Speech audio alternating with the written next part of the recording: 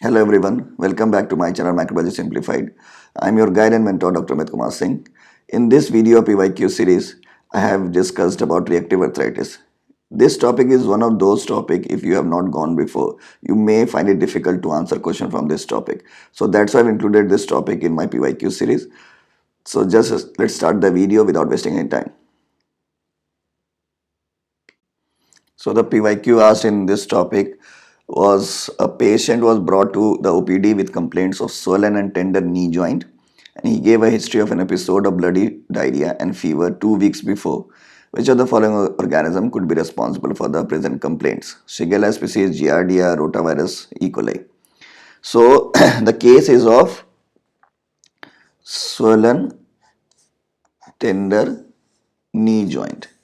Okay, that means the case is of arthritis. Okay, and there is a history of bloody diarrhea and fever 2 weeks before. That means this diarrhea leads to this arthritis. So this arthritis is basically reactive arthritis which occur in response to the bloody diarrhea. So what could be the possible organism for this? So if you see the options, among the options given, Giardia and rotavirus, these two agents causes diarrhea, not bloody diarrhea. Okay, so these two are not the correct answer. Now among Shigella and E. coli, these both are known to cause bloody diarrhea or dysentery. Okay, so any one of these two may be the answer. So what is the answer? We will see in this video. Either Shigella or E. coli. Okay. So bloody diarrhea, as I've told you in my previous video of Shigella dysentery, that it may be caused by bacterial agents or may be caused by parasitic agents. And the bacterial agents which are commonly responsible for bloody diarrhea are, the commonest is Shigella species, followed by E. coli. Among E. coli, EHEC and EIEC only leads to bloody diarrhea. Then Salmonella species Intratiadis, Vibrio parahemolyticus, Campylobacter jejuni and Clostridium difficile. So these are the bacterial agents causing bloody diarrhea or dysentery. Parasitic agents which can cause bloody diarrhea are Entomobacter histolytica, Balantidium coli, Schistosoma japonicum, Schistosoma mansoni and Trichuris trichura. So these are the various agents. So you can see here in this list among the bacterial agents, both the Shigella and E. coli, that EHEC and EIEC, are known to cause bloody diarrhea or dysentery. So answer could be any one of these two. So what is the correct answer? We'll see next. So as I told you, this arthritis developed after the dysentery, so that's why I called it a reactive arthritis. So what is reactive arthritis? Earlier this reactive arthritis is known as Reiter syndrome. Okay, Reiter syndrome is basically consists of a classical triad of three diseases: arthritis, conjunctivitis and uveitis or arthritis. Okay, so these are the triad which we used to see in Reiter syndrome. Now it is termed as reactive arthritis. And reactive arthritis, if you see, is basically an acute non-purulent arthritis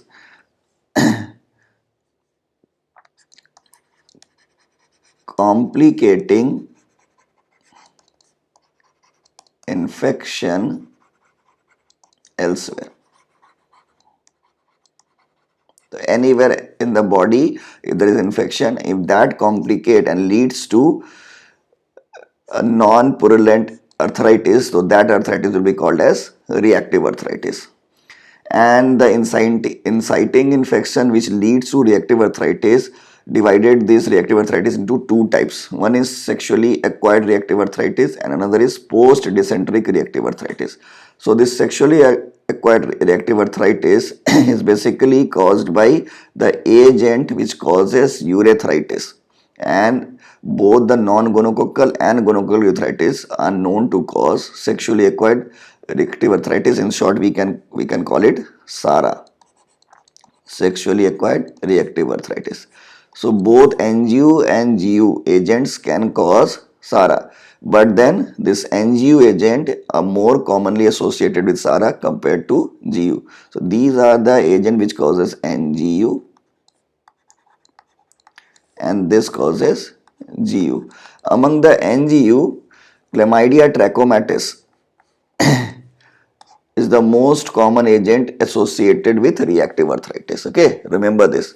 Chlamydia trachomatis is the most common agent associated with reactive arthritis worldwide.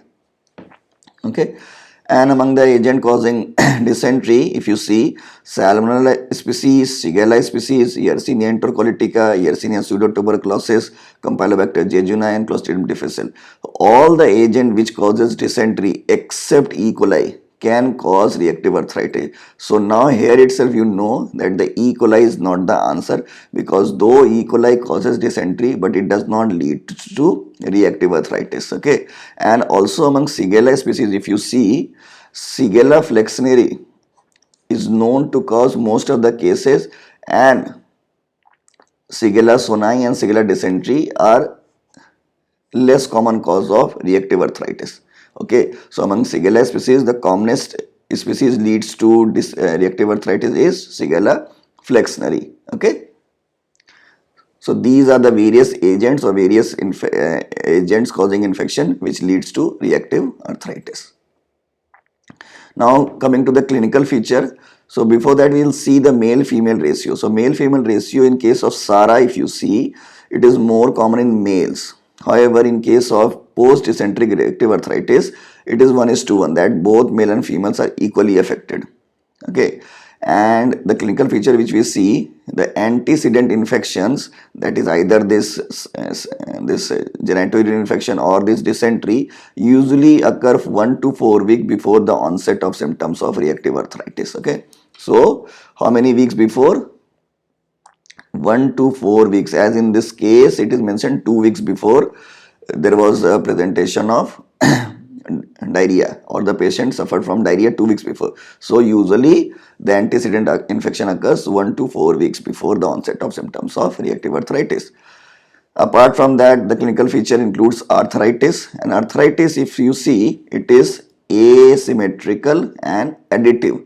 That means more joints are involved after involvement of the primary joints. Okay, and also it commonly involves the joints of lower extremities, and among the lower extremity, the joint which is commonly involved is knee, followed by ankles and small joints of feet. Okay,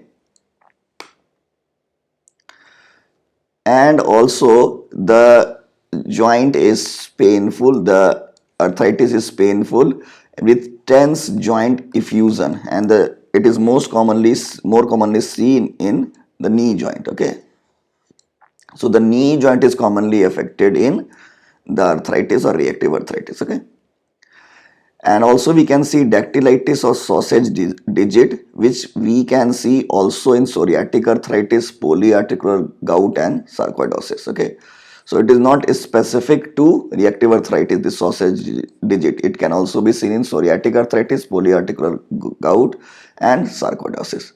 And also, if you and what is that sausage digit? If you see in this image, this swollen joints are called as, give it a shape of a sausage, that's what is called as sausage digit. Okay, and there is also complaints of back or buttock pain due to involvement of sacroiliac joint, leads to sacroiliitis. Okay, and important point to remember about this arthritis, it is mostly oligoarticular, but it may be monoarticular or sometime polyarticular too, and this arthritis lasts for about 3 to 5 months.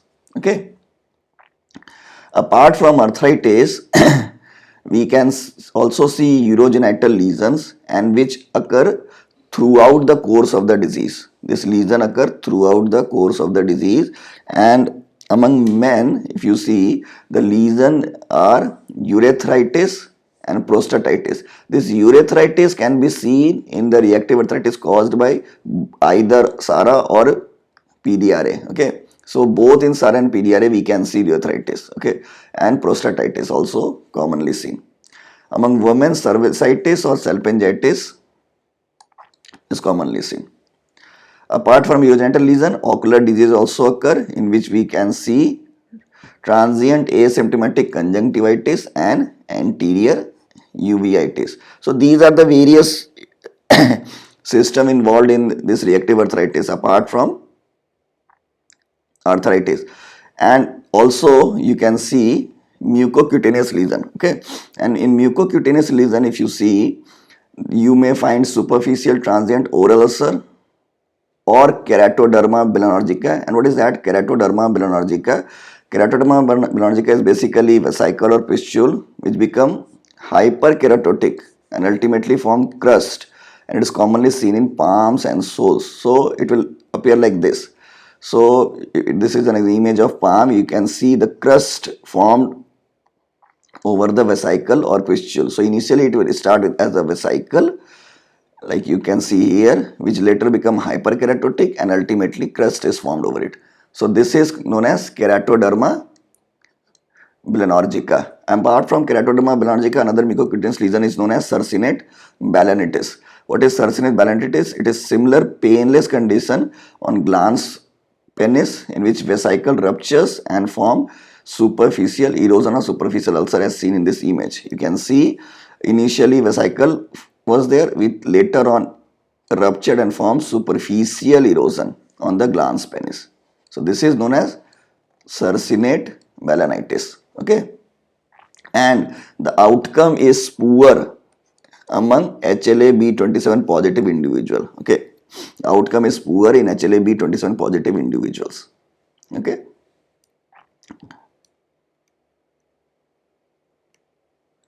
Diagnostic criteria, if you see, although there is no definitive diagnostic criteria,